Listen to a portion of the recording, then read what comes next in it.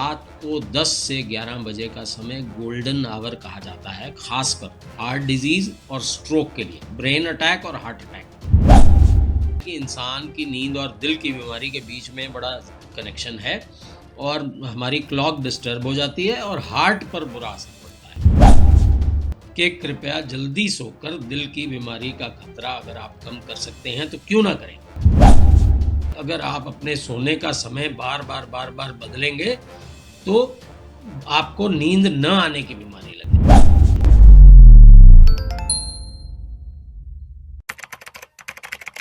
नमस्कार, D5 channel Hindi देख रहे दर्शकों का मैं वंदना स्वागत करती हूं। आज एक बार फिर हमारे साथ में मौजूद हैं homeopathic expert doctor HK Kharbanda ji. Doctor Kharbanda, आपका बहुत बहुत स्वागत है हमारे इस प्रोग्राम में।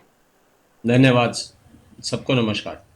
डॉक्टर खरबंदा, क्या सोने में और बीमारियों में आपस में कोई संबंध होता है? बहुत अच्छा सवाल किया वंदना जी आपने। आजकल अमूमन लोग देर रात तक काम करते हैं या फिर वर्क फ्रॉम होम के ज़माने में तो 20-20 घंटे काम करते हैं, पूरी रात ही करते रहते हैं। भी चलो सुबह कहीं जाना तो है नहीं है, सो जाएंगे, सुबह सो जाएंगे, कोई बात नहीं। लेकिन 10 ये ताज़ी एक रिसर्च भी आई है, रात को 10 से 11 बजे का समय गोल्डन आवर कहा जाता है, खासकर हार्ट डिजीज़ और स्ट्रोक के लिए, ब्रेन अटैक और हार्ट अटैक। अगर आप रोज़ 10 से 11 के बीच में सो जाते हैं तो ये गोल्डन आवर है। तो आपके हार्ट और स्ट्रोक, इन दोनों हार्ट अटैक और स्ट्रोक का खतरा कम हो जाता है। ये इंसान की नींद और हृदय रोग के बीच में ये बहुत गहरा कनेक्शन है। जो लोग देर से सोते हैं और सुबह देर से उठते हैं, उनका देखो उनकी बॉडी है, वो क्लॉक उनकी है जो वो डिस्टर्ब हो जाती है। हमारे शरीर के अंदर एक बायोलॉजिकल क्लॉक लगी हुई है जो बिल्कुल बायोलॉजी, जो खाने का उस पर खाना चाहिए, समय उस पर चाहिए, जो काम का समय उस पर काम चाहिए। तो ये समय निश्चित है, उसका कोई कारण है। बायोलॉजिकल क्लॉक को अगर हम डिस्टर्ब करेंगे, जैसे एक एग्जांपल मैं लेता हूँ, जिन लोगों का गॉल ब्लैडर निकल गया है, अब उनके बाइल जूसेस कब सिक्रीट हो, क्योंकि सेंसर ख़त्म हो गया, क्लॉक को पता नहीं। तो हमारे जो शरीर है वो हर 6 घंटे के बाद पेट में वीक हाइड्रोक्लोरिक एसिड सिक्रीट करता है। बहुत कमज़ोर होता है लेकिन हाइड्रोक्लोरिक एसिड होता है, ताकि खाना हजम हो जाए। और अगर हम उस वक्त सो रहे हैं, खाना ही ना खाएं, तो वो क्या करेगा, आपके अंदर की स्टमक की लाइनिंग को खाएगा। तो ऐसी कॉम्प्लेक्स चीज़ें आ जाती हैं जब बायोलॉजिकल क्लॉक ख़राब हो जाए। और बायोलॉजिकल क्लॉक अगर हम अपनी डिस्टर्ब कर लेते हैं, रोज़ाना अगर 10 बजे सोने की आदत है तो 10 बजे आपको अपने आप नींद आएगी, चाहे आप कुछ भी कर रहे हैं। वरना एक बार आपने आदत तोड़ ली, फिर आप सोने की कोशिश करेंगे तो भी नींद नहीं आएगी। तो ये मजबूरियां कुछ आती हैं। तो आज हम बात कर रहे हैं हार्ट अटैक व स्ट्रोक, इनका खतरा कैसे कम होता है। तो इसमें गोल्डन आवर का जो समय है उसका हमें बिल्कुल ख्याल रखना चाहिए। 10 और 11 बजे के बीच बीच हर हालत में सो जाना चाहिए, नींद को अपना लेना चाहिए, तभी बचत है, वरना हम मुश्किल में आएंगे। वो कोई हमें मुश्किल नहीं करता। तो कनेक्शन देखिए, जो रिसर्चर हैं उन्होंने ये कहा है कि इंसान की नींद और दिल की बीमारी के बीच में बड़ा कनेक्शन है और हमारी क्लॉक डिस्टर्ब हो जाती है और हार्ट पर बुरा असर पड़ता है। इसी तरह रात में अगर आप जल्दी सो जाते हैं तो आपकी हार्ट, दिल की बीमारियों का खतरा कम हो जाता है।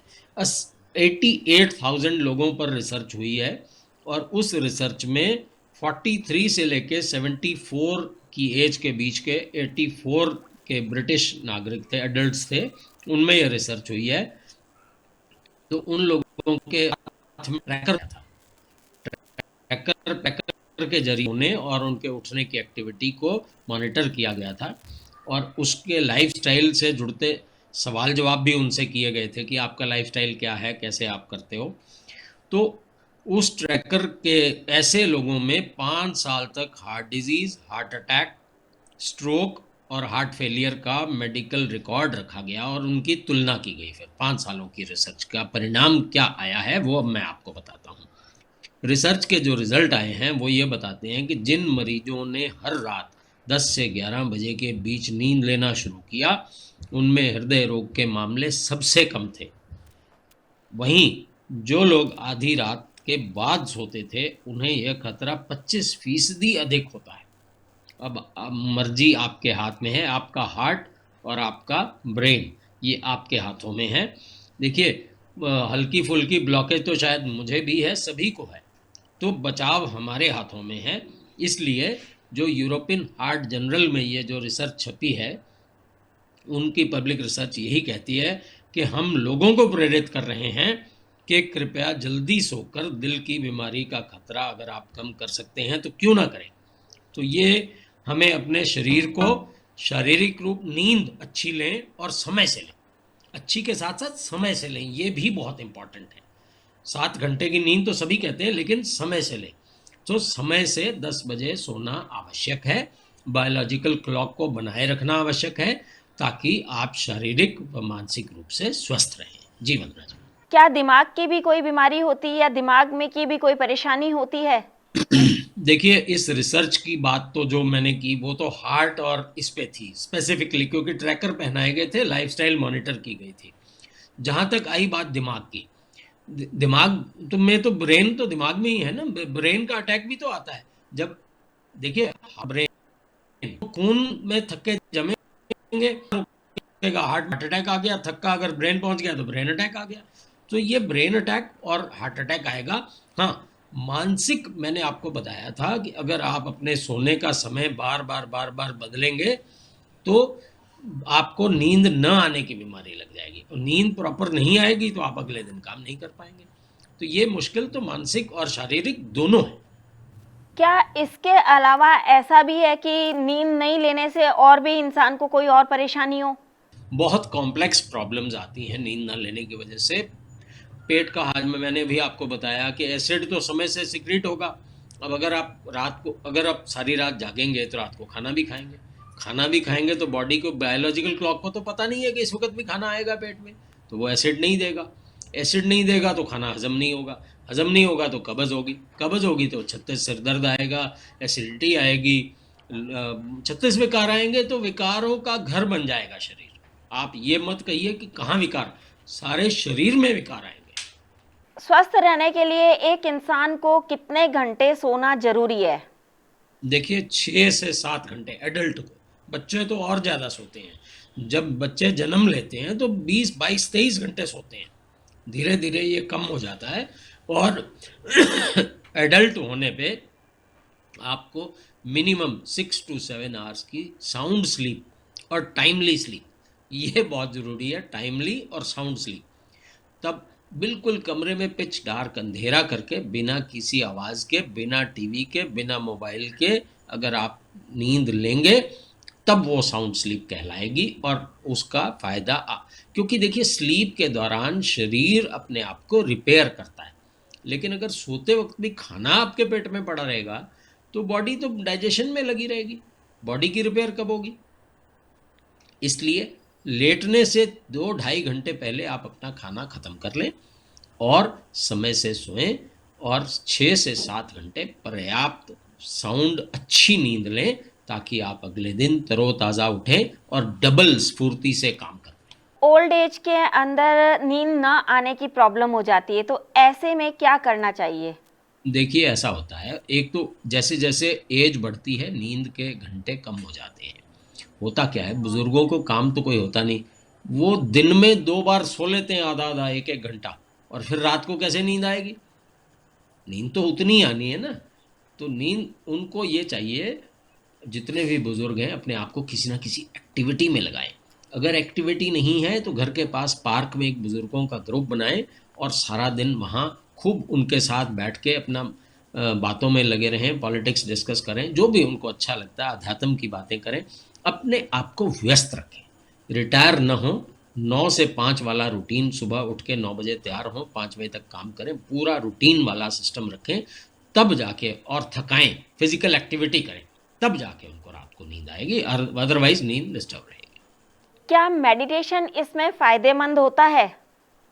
देखिए, मेडिटेशन और योग दुनिया की हर बीमारी में, हर आदमी के फायदेमंद है। मेडिटेशन हमारे दिमाग की, हमारे मन की खुराक है।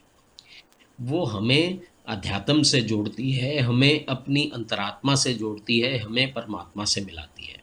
आफ्टर ऑल हम सब इस ब्रह्मांड में जितने भी आए हैं वो उसी का अंश हैं। तो उस अंश को तो याद करना ही पड़ेगा जहाँ से हम आए हैं, जिसके हम अंश हैं। तो उस अंश को याद, अपने परम पिता परमात्मा को याद करना ही मेडिटेशन है। तो मेडिटेशन तो हर जगह हमें अपने अंतरात्मा से, अपने परमात्मा पिता से जोड़ती है। वो तो फायदेमंद है हर जगह, हर स्वस्थ आदमी को भी फायदेमंद।